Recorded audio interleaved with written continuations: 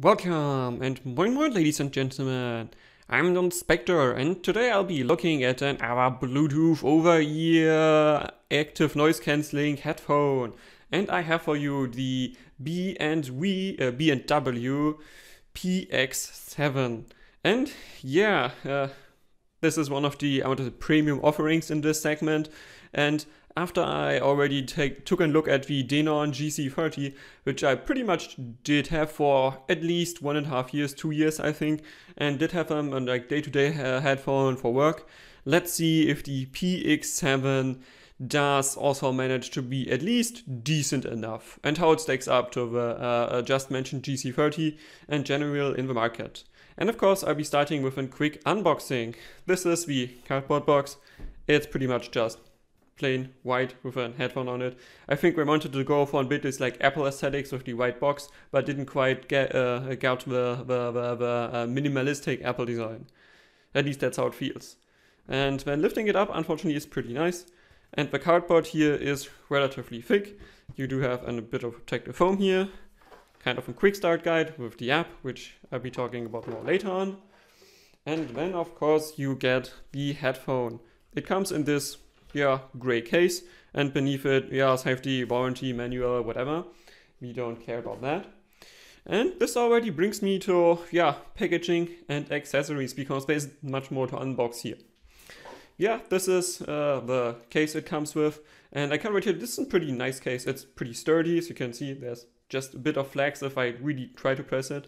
It generally is on the bigger side, so just to compare it with my mouse, this is like 2 mouse in length. This is a glorious and like, you can see how thick it is. So it's definitely one of the bigger cases, but it's well made. And the zipper, let me just zip it for you. Zip, zip, zip, zip. Is also pretty smooth to open. And opening it also reveals already the headphone. And let's go with the accessories you do get. First, we have a 3.5mm cable here. That's just 2-pole, unfortunately, so I don't think you can use it for a microphone. And then you get the headphone, which we'll be looking later on. And then you get an USB-C to USB-A charging cable.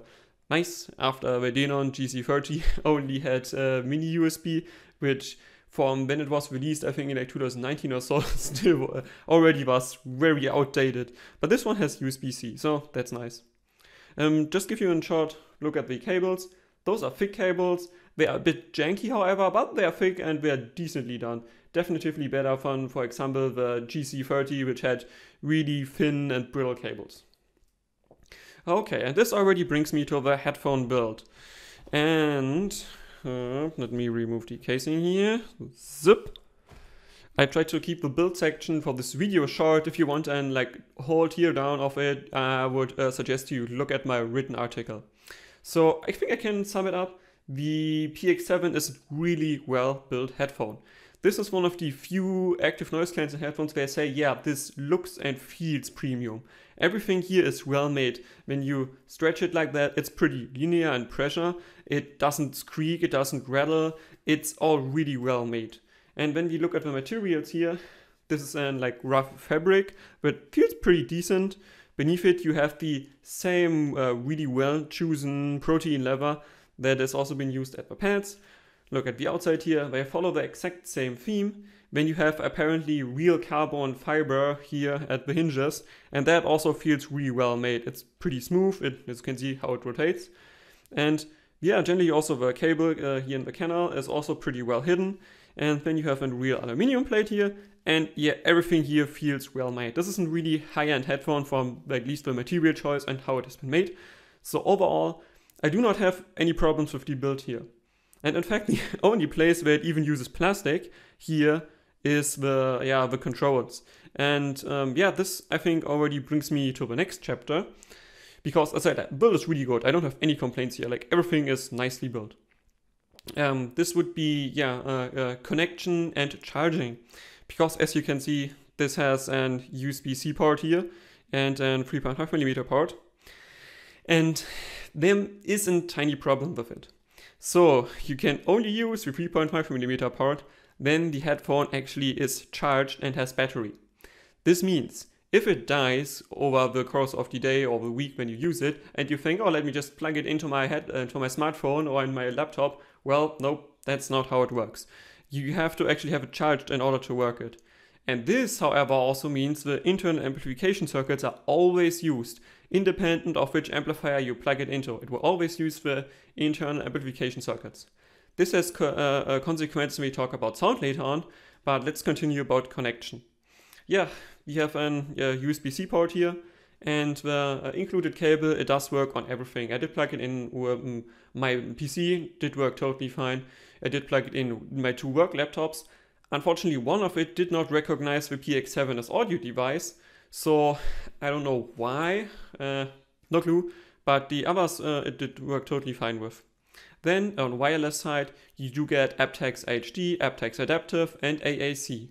No LDAC, so some of the people here who have smartphones which do not use Qualcomm chips, yeah, you are kind of out of luck because, yeah, this does not have LDAC. However, I think most smartphones use the chips from Qualcomm here, so you should be fine with the aptX HD and aptX Adaptive codec.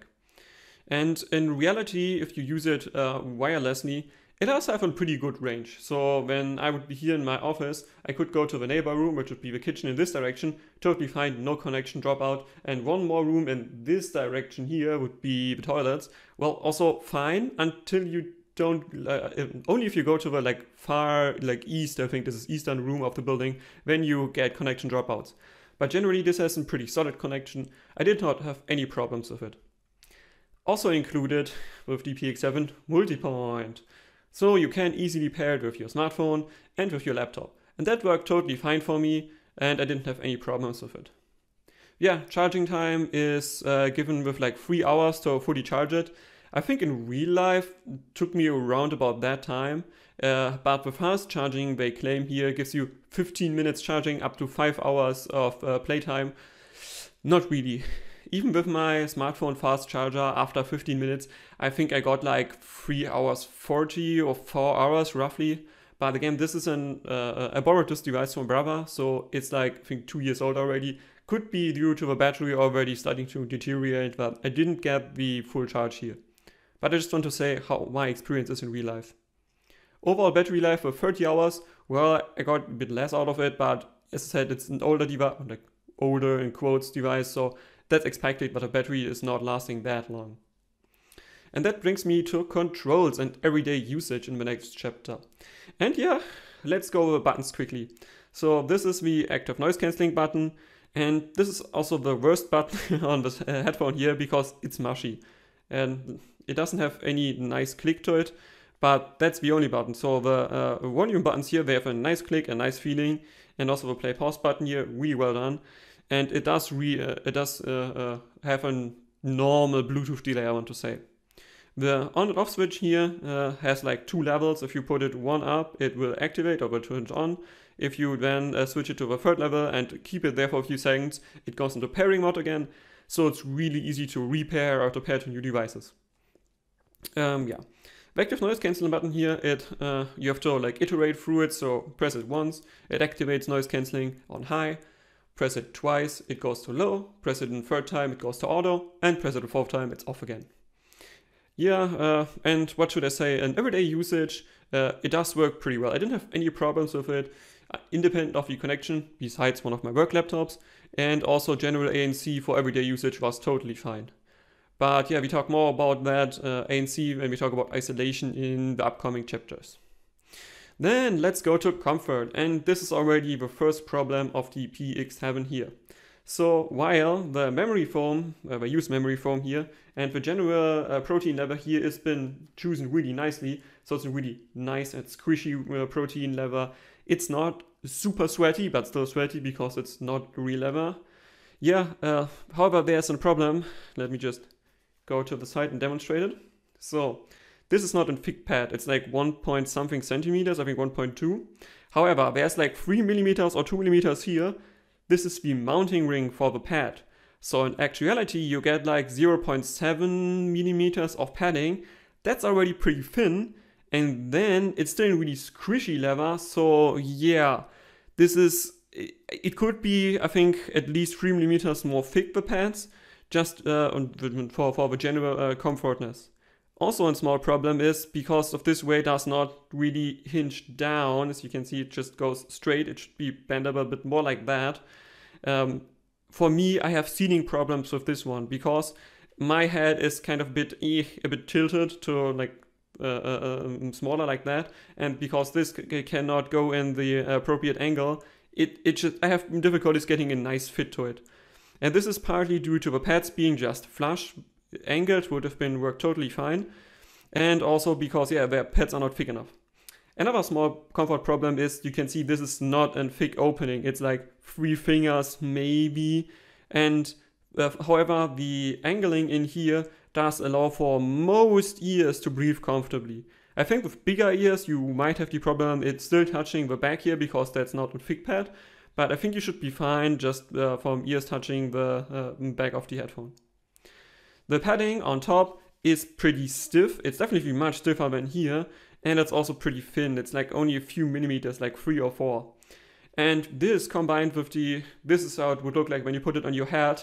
Well, maybe you can see it. It has a hot spot directly in the middle.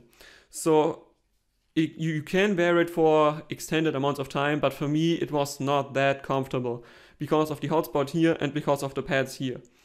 I think if your head has the right shape, so you just have to try it, it can be comfy, but for me it just wasn't. The Denon GC30 definitively had a bigger opening, a bit better padding, and also in general it fit my head better than this one. So I think in comfort it's fine, but it's not great. And then let's go to isolation.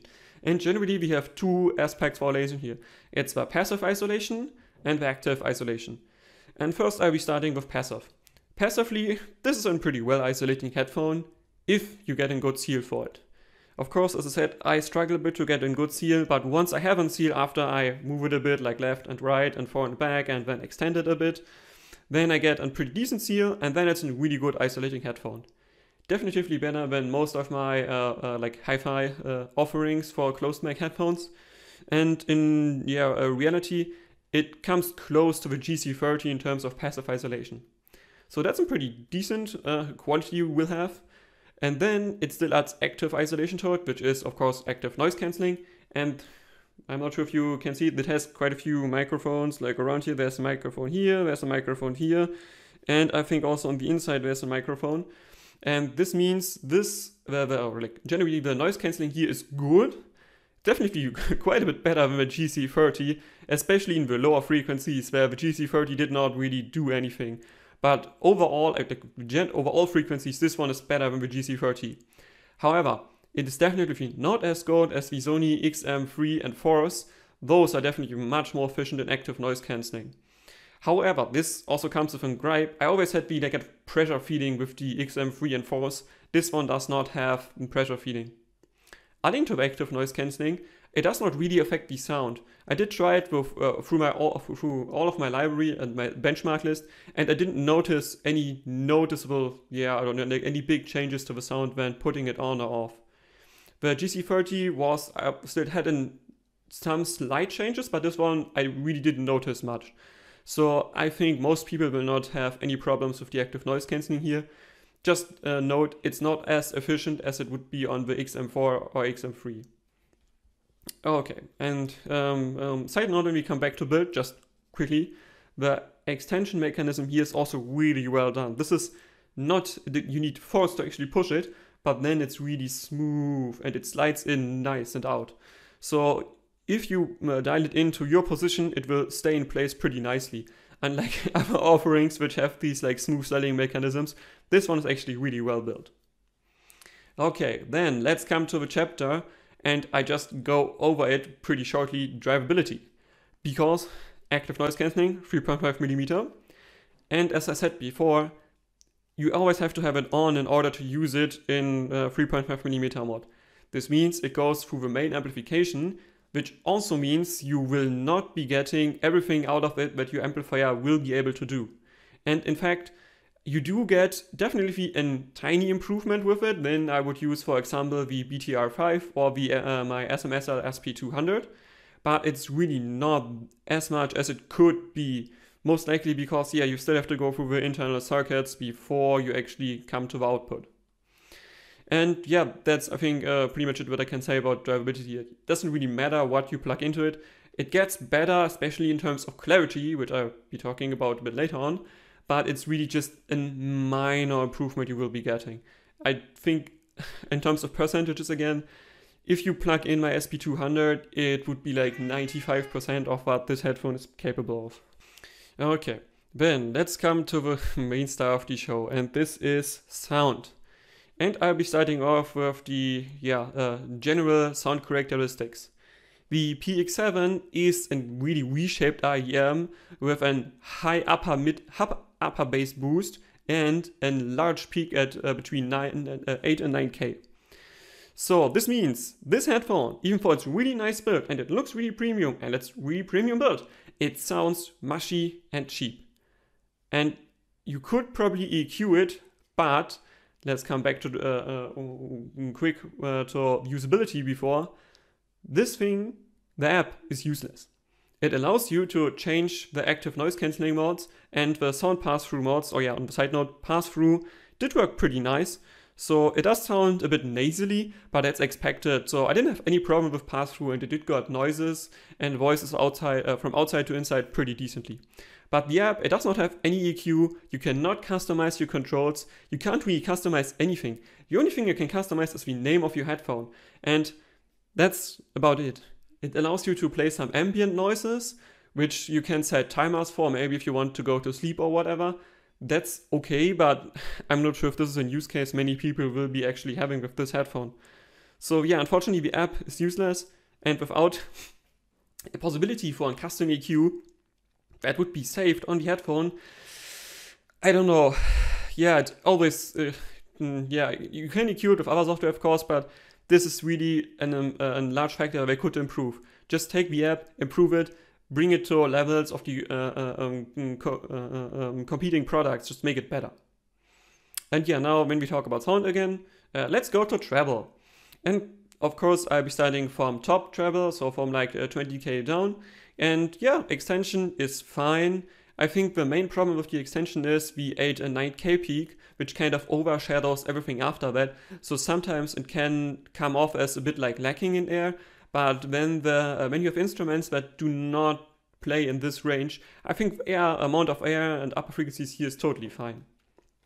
And then, oh boy, going down to the 8 and 9K peak, whoo, looks brutal on the graph. If you take a look at it, I think, did Clinical have a measurement for it? No, I did look it up, I think at Artinx. Oh boy, this is a high 8 and 9K peak. And if you think, oh, this is Bayer peak all over, or even worse, no. In reality, it does not come off as sharp as it looks like. Of course, asses are sharp, so if you have songs like Zero from Sidewalks and Skeletons, it's going to be brutal. It's really unpleasant to hear. But it's not as terrible as I first thought when I saw the measurements of it. And yeah, other songs, for example, Never Fade Away from the Cyberpunk soundtrack, or Cape of the Hero, for my vocals another example, they come off as quite a bit too sharp, but it's not as terrible. So the graph here, it shows you it's horrendous, but in reality it's just not. It's sharp, but it's not as unpleasant. And this also has an effect on cymbals. So quite a few songs which have already pretty present cymbals, oh yeah, they can definitively annoy you. An example here would be Caged Bird from Eli Arson. It's really not fun with the cymbals being present here, they're overly emphasized. And again, coming back to Cape of the Hero, the cymbals in this song, they come off as like unnatural boosted, but they don't really go ear-shattering or unpleasant. They're just a bit boosted, but not too bad. So it really depends on what kind of cymbals you have, but generally this is definitely too far. If you would EQ it down, I think you should probably go for like try 5 dB maybe. I think 4 could still work, but this is a large peak, and I would definitely try to reduce it quite a bit if you want to EQ it with a third-party app. Yeah, going further on from here, well, things get even worse. There's a large dip in the mid-treble. It kind of reminds me of the PMV PP that also had a peak around like 8 and 9K, but this peak was on the line with the upper mid boost or the lower treble boost, so that was totally fine. And then it had the dip, which also didn't come off as, I want to say, clarity lacking or anything, but the dip here, it's, what did the graph show, like 5 or 6 dB already, and that's with a big peak, like, what was it, like at 7K or something? I'm not sure. It had some dip, really deep dips, and that makes it, how do you describe it? It's lacking. Like, it really here, where I said in the PMBPP, it was just like a more relaxed treble representation, but still had details. This one is lacking clarity so much. It's really absurd. Even at more mainstream mixed songs, when you go to pop music, or for me it would be more like mainstream metal, like Cape of the Hero from Volbeat, it lacked clarity so bad. I wanted to, I don't know, like, I don't want to be too harsh here, but really it lacked clarity in the mids, in the upper, the mid-treble so much. Even if you go to more like bass focused music, for example, some more synthwave like Skeletons in the Attic from Sidework and from Skeletons in the Attic from didn't note the interpret here. This should be Dance of the Dead. Yeah, even here, oh boy, it's lacking clarity so bad. It comes off as muffled and unpleasant. Besides the peak after that. And if you go from here to more orchestral stuff, I did notice here Private Summer and After the Rain from with Bird's Eye View. This is kind of fusion jazz, or even worse, Bull Dance from Nucleus. It is so bad. I don't want to listen to anything orchestral with this one because it sounds so muffled. It just isn't fun. It's horrible. And then going further down from here to the lower treble, yeah, there is an appropriate rise here. However, this rise, when I kind of sum it up, this upper mids, it happens too late, and there's a tiny dip in the mids before, or the upper mids before it actually has the rise. So this makes female vocals, while also being a bit too shouty, because the rise here at the lower treble would be too high. They can come off as shouty. Also, they can, depending on what vocals you have, they can also sound pretty recessed in the mix. It's a really weird combination I haven't heard in too many headphones yet. And yeah, when we go down from here, set upper mids, they haven't played, but they have a tiny dip in them before they actually have a high rise or like a steep gain.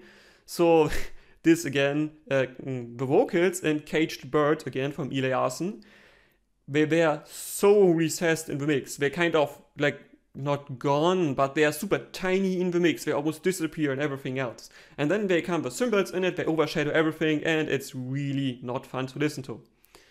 And when we come to the normal mids, I think those are totally fine. I didn't have any problems with them. Male vocals in particular, while being a bit harsh with the S's and also T's apparently are harsh with this one, they were centered pretty decently and they had good characteristics to it. So for example, in Nightcrawler's Catharsis, it was too sharp, but it generally was well audible and did not disappear in the mix. With softer vocals, for example in God Went North from Nothing More, enjoyable. Definitively, also Linkin Park, enjoyable. So if you don't have vocals that are too intense, you can totally live with this one. It's definitely not a weak point here. And then, oh boy, I won't say the trend of bad things will kind of continue here. Lower mids, ladies and gentlemen, and upper bass. I really don't mind a boost of lower mids and upper bass. In fact, I do like it. In quite a few of my fusion jazz tracks, they have a nice bass guitar that tends to be in this region. But this one, oh yeah, it rises too fast, and then it has an upper bass boost. So again, I try to sum up lower mids and upper bass. It's just too much. Again, when we come back to the tracks I mentioned before, After the Rain, for example, it has a present bass guitar. Here it's overshadowing other stuff. And then it gets even worse because the main rise already happens in the upper bass. So this comes off as mushy, bloated, or boomy. Those are all adjectives that totally fit the characteristics of this headphone. And it really is not pleasant to listen to. And it gets even worse when you talk about details later on, because this driver is just not capable of delivering this kind of presentation. This means the additional feeling of mushiness because of the tuning gets worse because the driver is just not capable of delivering string pulls and releases at the same time, or like in quick succession. So you do get there's a pull, but then it kind of like moves on and it kind of smash everything together. It's one of the first, I want to say, headphones I had in this price point, besides the Sony's, where I felt the driver is not capable of delivering the tuning the engineers actually put on it. And this brings me kind of to mid-bass. Yeah, mid-bass is also boosted. It has, I think, what was it, like 8 dB gain or something, but it's on the same level as upper bass. So this kinds of, again, you don't have any feeling of punch or clarity in the bass. It all mashes together into one thing that is really not fun to listen to. So just a few examples here for the boominess. There's a nice bass drop in, again, Skeletons in the Attic from Dance with the Dead. The really nice bass drop at the beginning. Here, it totally does not have any punch. It feels boomy, it feels dull. And then another example I want to give you here, Never Fade Away from Cyberpunk soundtrack, has a nice bass line here, sucked, totally not fun to listen to. Macabre Serenade from Nightcrawler, well, not fun. Catharsis, ooh boy, the bleed and the boominess, ugh. And when we go again, something more orchestral, Blade Runner end titles, whew, don't even think about it. It will be horrendous with this headphone. Yeah, I didn't want to be too harsh, but seriously, this bass tuning is horrible. The driver is not capable of delivering details, and when you have a much too high boosted bass, it mashes all together. And when we then come to sub bass, it's alright. It extends decently well, gets to 2 minutes 14 in the Interstellar's mountains, but, there's again the but, because the driver is not capable of delivering details, it is just one hum. It's like, oh, there is a sub bass note. But what sub bass note is played? It's impossible to tell. And this also does not get better when you plug in the 3.5mm cable here. The driver is just not capable of delivering the bass. I have the feeling that some other B&W headphones they were just treble, right? And this way it did really well. I think they had a driver like that, and then they thought, what works good in mainstream? And it's bass. And then they tried to got everything to bass, and the driver just doesn't manage to deliver the bass here. Okay, whew. So far so negative. But dynamics, is it better there? No, it's not. Where the GC30 was not a super dynamic headphone, but still had a fine amount of dynamics, well, even for with its peaks and its V-shape, this is just not a dynamic headphone. The differences between, I want to say, the highest and the lowest note it can play, it comes off as not good, and also the differences between loud and quiet because of the peaks. Most of the time, quiet stuff is too loud, and loud stuff is just not loud enough, and it's a bit mushy at the same time. And then, that brings me to the last chapter before we come to the verdict. Soundstage, layering, and imaging. Soundstage is alright. It's expected for a closed-back headphone of this size. It's okay. It's on the same level, I'm going to say, than the GC30 when we talk about stage size. But then, image distribution, definitively worse. Means the PX7, while having a pretty decent stage for a closed back, it kind of mostly plays things in the center and between your ears. So it doesn't really manage to stage them outside here or here. It just has something in the middle, and sometimes you get left or right here, but it's mostly just in the center somewhere. It's kind of, when we talk about layering, this free blob thing. Occasionally you get sounds in between, but it's not too natural, and the layering generally, as I said, it's 3 blobs. Sometimes 5, but mostly 3. And also imaging in general, where I said, oh yeah, the GC30 had good imaging. You could game with it. Totally. Whew, this one, not so much. It's difficult to tell shots apart and also footsteps. I have flashbacks when I tried to play Insurgency here. It was impossible. Shots came from everywhere and not good. So yeah, for music, it's okay. And this already brings me to a verdict. What the f did B&W think they were doing with this headphone? Seriously, this is a really well built headphone and it looks well built. But why do you make a headphone that only has optics going for it? I don't understand. Of course, for traveling and so it will be fine because it has a decent active noise cancelling, decent passive isolation, but it sounds so bad. I'm seriously inclined in saying this one is worse than the Sony's. The Sony's, while also being too much bass boosted and blunt and mushy, they have an app for EQ, so you can make it sound like it is alright. But this headphone, it does not have the possibility for EQing, so you're also losing in that, so you are stuck with the general mushiness and the bluntiness and the boominess. It's really not nice. And this is also why I'm not recommending this headphone. Get anything else. The XM3 and XM4, definitely quite worse built. But we have EQ. You can't make them work. And we have better ANC. The GC30, bit worse built, worse active noise cancelling, no EQ, no app whatsoever, but at least they sound right, even without EQ. And they have a good passive isolation and better comfort. So I really don't see any reason why you should get this, I don't want to say abomination, because it's really well built. And the active noise cancelling is well, so it has things going on for it. But the main thing, sound just lacks. It lacks in so many things. I really cannot recommend this headphone, even if it would be 200 euros, it's just too bad. If I put a price tag on it, I would say this one is worth 60 euros just based on the sound. And this kind of is the end of the review. Donspektor out.